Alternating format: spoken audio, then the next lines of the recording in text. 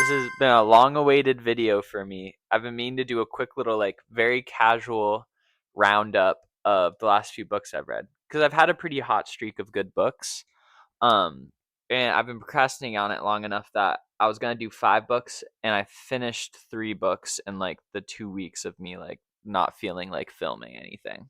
So I'm gonna be looking at my laptop because I got a whole lot of notes for each thing, but it's gonna be very rambly. It's gonna be very off the cuff, but hopefully you leave with a couple recommendations of fun books.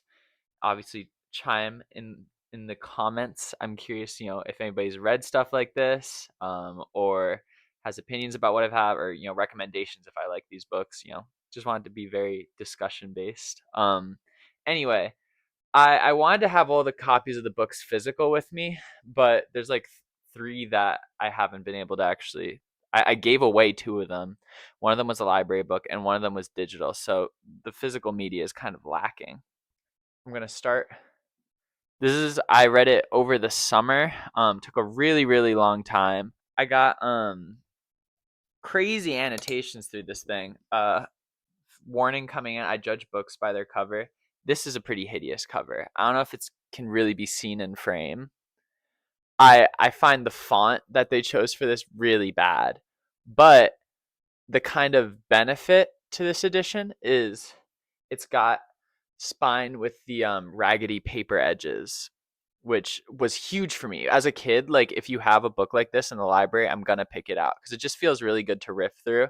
And for a book this long, you want it to be like a very kind of tactile thing as you go from page to page, because otherwise you just feel like you have no progress. Swann's Way, Marcel Proust. I think it's Marcel.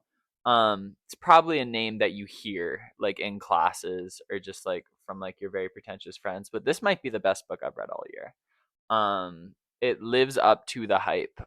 He's the most detailed writer I've ever read. Like the most very detailed book, like about experiencing like what's it like to think and remember on like a very very like I feel like this book made contributions to psychology when it came out. Is very very accurate. And I have the translation by Lydia Davis, who's very acclaimed translator and writer. I saw her speak once in college, which was pretty fun. And I think she does a good job. I haven't really seen any other translations, so it's hard to say. But she's very very famous for that kind of thing. And this was a really fun book for annotating. I really recommend annotation for this, just so that you can kind of keep up momentum. It did take me a long time to go through because the thing is, you might have been like wondering why I haven't had a plot explanation yet. There's not really a plot at all. It's kind of an autobiography, but with like it is fictional. Like I think most of it really happened in his life, but he's just mixing and mashing true experiences. Like it starts with like 40 pages of him just like tossing and turning in bed and trying to remember like where he is. And that's like 40 pages. So you're kind of like, how does he keep a momentum for the full book? And sometimes he doesn't. I'm not gonna lie. My one big criticism, just from like a reader experience, was like sometimes you really do wish there's like a legit plot going on, just to tie all of these kind of observations down. Because there's a lot of stuff that feels like it fits in better as like essays or just like a little like memoir thing. But this is how many pages do we got here? This was 480 pages, and it's the first book in a series of like 6, I'm pretty sure. And I'm gonna keep going with it, but like he calls the whole thing one novel, and at some point you're like, you shouldn't expand on every single thought you have, but it's more like a mountain. You just kind of have to meet it as a reader. But you can tell there's a really sophisticated structure behind the scenes, even though it is very stream of consciousness. Like it's like a composition, like in a musical sense. There's a lot of very like recurring motifs and symbols that like intertwine in like just a very formally beautiful way. But it's also set in like the 1890s in France. So you have like it's a world that a modern reader has almost like no access to. So like sometimes just like I don't care about the French aristocracy, and he's using a lot of references that mean nothing to me in 2025. So that was like my only real downside. But this is a 5-star book. It's probably my favorite of the year. Next one, I don't have a digital. I only have a digital copy of this one, so I don't have too much positive to say about it, or just too much to say at all. The Paradoxes of Zeno. For like the past year, a little bit over it, I've been reading a lot of like ancient Greek philosophy just as a project, like going through them chronologically, because um, it's fun to see like how people were reasoning back then when like people were just figuring out like how logic should be constructed, and like asserting things for like the first historical time. It's cool to see like the foundation point of it all. So Zeno is a really big one. Came up with a lot of like dilemmas that like modern philosophers are still really excited by, which I won't get into too hard. But you should look into it. Achilles and the tortoise. That's a really fun one. Like the first time a philosophy teacher tells you that, like you just kind of want to cry your eyes out. Um, but it's interesting, and there's still like things that challenge like the way we think about space and movement these days. So the subject matter was great. Most of the philosophy books I've read have been like very, very dry and just for specific audiences, which makes sense. But I'm like outside of that. This one was for general kind of interest readers, for people who are into philosophy at all. It doesn't rely on like having to know ancient Greek or anything, which I thought was really great.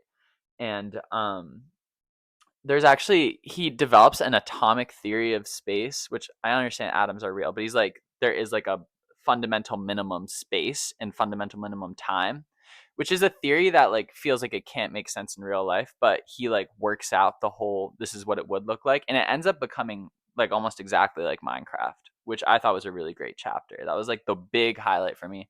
I think I gave it 3 stars on Goodreads. Um, Gideon the Ninth. I don't have this copy because it's a library copy, but I really, really liked it, and I probably would like to have it on physical.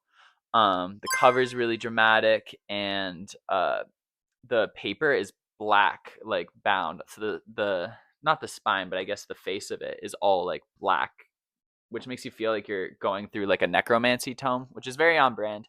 Gideon the Ninth, I think that has a lot of movement right now. A lot of my friends in real life are reading it and have read it, and I feel like it could be like a huge like franchise, like on like a like Lord of the Rings type level if people really locked in. Like I can picture people cosplaying. It honestly, it's very skeleton themed as a book. So I actually like dressed as a skeleton for Halloween because I just liked it so much. So that says a lot about the influence of it. Main character's awesome. This is like it's a perfect 50-50 blend of sci-fi and fantasy in a really, really confident way. And also it wears the influence of like Homestuck on its sleeve. So if you're really into that, I think the author got their start doing Homestuck fan fiction. And you can really tell just because the language is really fun. Um, mix of like jargon and like very like classical like kind of Greek or medieval language mixed with like there's a lot of like your mom jokes and like 90s modern slang, which sometimes I roll my eyes at, but it's kind of funny to see that kind of contradicting juxtaposition. Um, and what I was really like blown away with, it starts like it feels like it's going to be pretty YA, but the character emotions, like get really deep. They have like kind of really deep dialogues. There's almost I was talking with my friend, there might be kind of an Ernest Hemingway influence. Like he has the whole idea of like iceberg writing where you see like just as a reader like very sparse kind of terse dialogue or like just like descriptive language, but like underneath that there's like an immense depth of emotion that like just kind of goes unsaid, and you can just kind of sense it all like lying there underneath, like an iceberg. So like there's a lot of like real emotional tension, but like the characters don't openly acknowledge it between each other, which ends up being more realistic, 'cause that's how emotions work in real life a lot of the time. But suffice it to say, the first half of the book's pretty slow, typical fantasy, but by the end, the stakes change drastically. The tension and plot like explodes on you, and the very end is like insanely dramatic in a huge way that really picks up the book, and I have no clue where the second one's going to go, but I already requested it from the library because I'm definitely going to follow through with the whole series. Shadow Ticket. This is by Thomas Pynchon, who is author I decided to go back to. Here, I actually have this one physically. Boom. Um, this one, it is, got a cool cover, purple and orange. Very legible from a distance, and like it's cool, like street side. You can see that it's some of the text there is Hungarian, which is a little bit of a slip on like where the book goes. But yeah, it really fits the vibe. But I will say the texture of the book is a little weird. Tell me how you feel about holding that book. Kind of sandpapery. Yeah, it's got like a weird sandpaper texture to it. So be warned, but pretty cool. Came out this year. I've been trying to read some newer fiction. Thomas Pynchon, he has a funny kind of persona as like total recluse, like J.D. Salinger. You hear nothing about him, and then he just like drops another book. And I was excited to try his stuff out again because One Battle After Another was based off a Thomas Pynchon book, and that movie was pretty great and reminded me of a lot of like the elements of his writing that I like. He's like into kind of like conspiracy, kind of schizophrenic, like all over the place Americana where you can't figure out like which way is up, and there's a lot of really fun language use. And the language is the big advantage with this book. It's written in like 1930s like depression era American jargon in like a very fun noir style. Which can lead to just like sentences that you know you've never seen before in your life. He's like a very creative writer. But the plot is like so much of a tangled mess because of all of these kind of conspiracies that it became a bit of like a slog for me to actually read because I couldn't figure out which way is up in like a big way. I think I gave it like 2 or 3 stars on Goodreads, which is kind of embarrassing. You follow this kind of private eye detective who's trying to um get an heiress that has like disappeared and like bring her back home is the main mission. But like the best part is when they kind of like abduct you end up in Europe, in like Hungary and like Eastern Europe. Very kind of dramatic like nightmare sequence of him just like disappearing on boat after boat, and his whole life's completely out of control. Like it's very kind of absurdist. Like he eventually just has to learn how to roll with the punches. But I really was invested in the main character, and then at the very end, they like start focusing on all of these side characters who were fun in their moments, but like I had no desire to return to them. And that was like the last 80, 90 pages of the book. So it really fell off for me. It took me a long time to get through for what's really a pretty slim book. Uh so that's my overall notes. Light disappointment, but it was good to kind of like dive back into that world. Next up, perspectives. I don't have this one physically because I gave it to my sister. I don't even remember the author. I don't know how to say this guy's name. Laurent Binet. He is a French author who I think does a lot of this kind of like historic fiction that Perspectives is. Setting the scene on the book a little because it's a little lesser known. It's a murder mystery set in Renaissance Florence, told entirely like through letters. It's an epistolary novel. Um, Epistolary novels are really fun because they're super easy to rip through. I think I read this book in like a week, and I'm not that fast of a reader. Because these like little bite-sized kind of mini chapters just make it easy to go one after another. And I kind of can't tell how good this book really is because I went to college for art history, so I was really involved in like all of these characters. Um, in like a very like Marvel movie way. Like I'm like, oh, this is IP that I recognize. Like it's just exciting to see letters from like Michelangelo, Giorgio Vasari, like all of, like the big people of this time period. The first art historian, practically, is like the main detective in this book, which is just kind of fun. And they get into a lot of like the art historical debates at the time. Which adds a level of realism. Unfortunately, the letter construction of the book makes it so that a lot of the exposition feels very shoehorned in. Like they're like, "Oh, as you know, I've been working on this cathedral for the past 6 years," and the characters wouldn't really say that to each other in real life because they already know. Letters. You had to be very kind of economic in what you say. So, uh, just kind of lost track. But yeah, this cover is gorgeous. I'm probably gonna ask my sister to send some pictures of it. It's got like this neon green with a portrait on it, so it's like very kind of Charlie XCX Wuthering Heights kind of aesthetic to it. I totally recommend it, but I think the fact that I was already invested in a lot of the art history maybe made me think it was better than it truly is.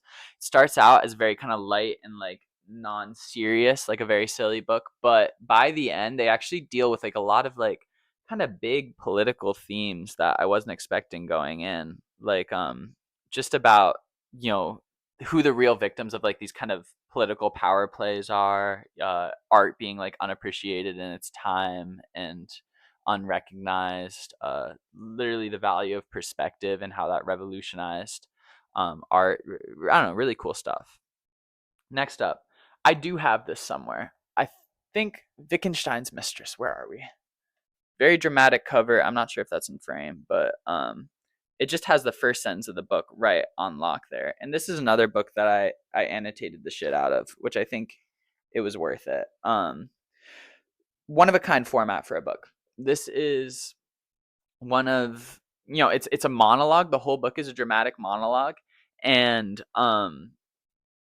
from the perspective of one woman who's writing this book after, from her perspective at least, everyone in the world has disappeared. And she's the only person left, and she's been the only person for like 30 years.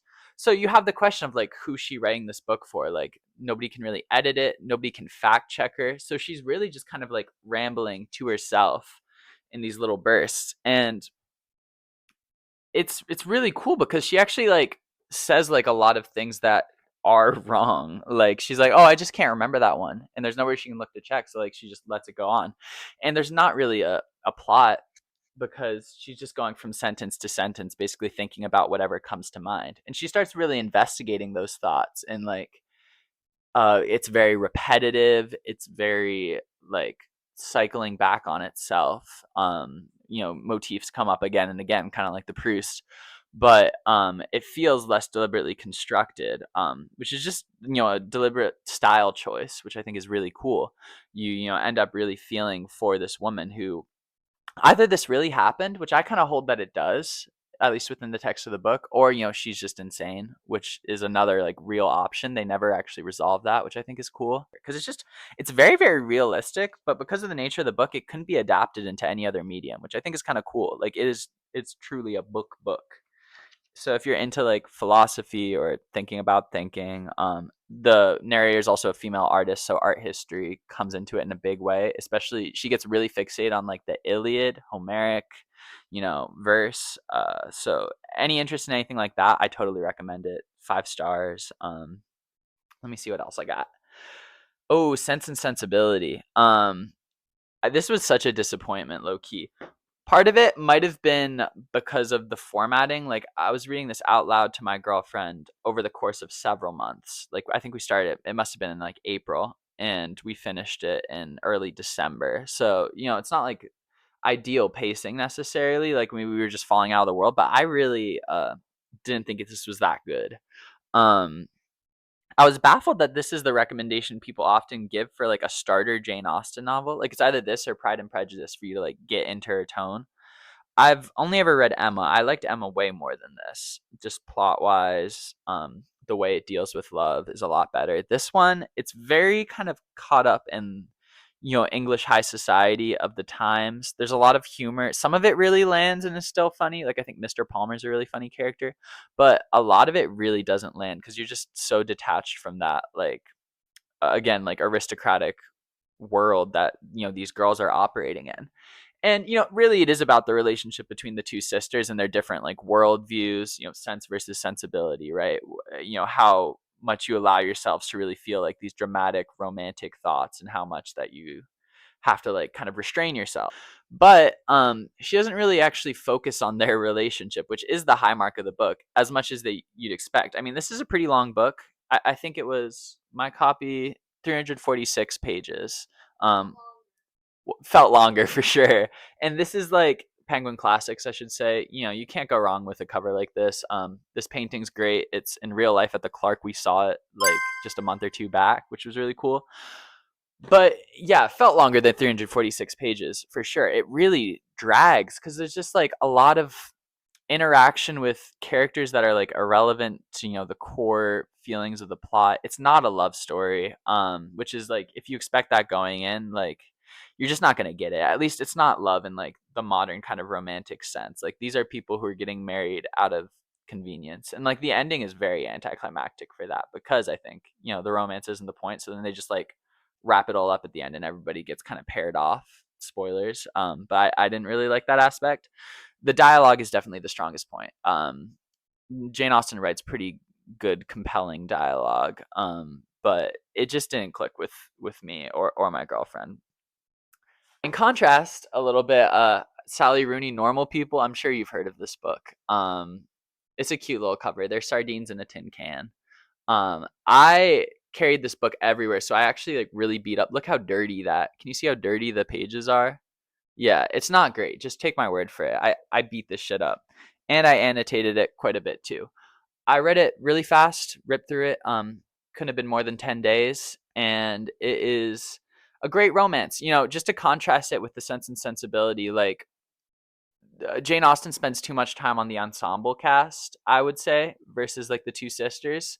Sally Rooney keeps a very, very tight focus on the two main characters. Everybody else feels very deliberately auxiliary. Like you just have access to the worlds of, I honestly forget their names. I was so locked in.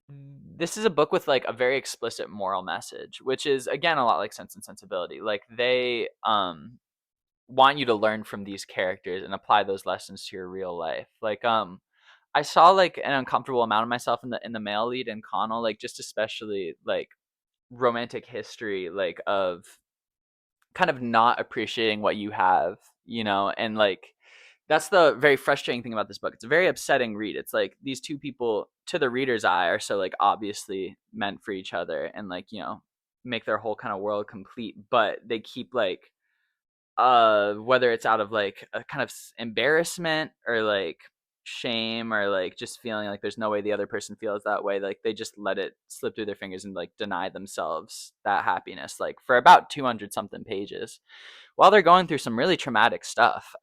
So it's definitely not an easy read. You know, I was prejudiced against it going in just because you know, it has that kind of like book talk reputation. You know, people talk about Sally Rooney all the time. So I just always assume popular fiction's not going to be that good, but it definitely is really great. So don't allow that kind of like anti book talk prejudice to zip you in if you're like me there. My one note, just for like the comments, there's like a formatting choice that I see a lot of authors make where they just leave out dialogue marks altogether, like quotation marks. In this one, like dialogue looks the exact same as just the interior monologue text, which I feel like it's just like a trendy thing to do. Like I don't get what the thematic or like, you know, point of doing that is, or like what benefit that really has to your style as a writer to like not divide dialogue versus internal thought.